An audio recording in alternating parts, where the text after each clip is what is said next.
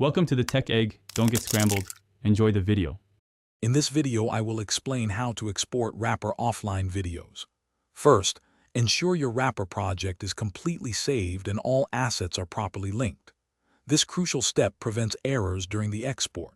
Next, verify your internet connection is stable, even for offline exports, as some background checks might occur. Finally, always check your available storage space.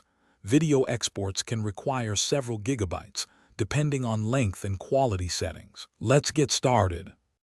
Before you hit that export button, a little preparation goes a long way.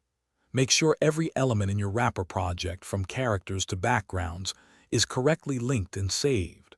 A stable internet connection, while not always strictly necessary for offline exports, can prevent unexpected interruptions. And please, double-check your hard drive space. Nothing is more frustrating than an export failing halfway through because you ran out of room. These simple checks save a lot of headaches. Hey everyone, if you're finding this video helpful, please consider subscribing and giving it a big thumbs up. It really supports the channel.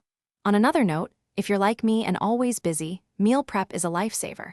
I highly recommend these fantastic leak-proof containers for keeping your food fresh and organized. You can find the link to these and other great deals in the description below. Now, let's get back to the video. Now, let's dive into the actual export process.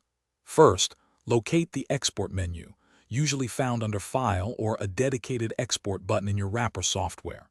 Here, you'll choose your video format. MP4 is widely compatible, but MOV might be preferred for specific editing needs. Don't forget to select your desired resolution and frame rate. Higher settings mean better quality, but also larger file sizes. Take your time to pick the best options for your project.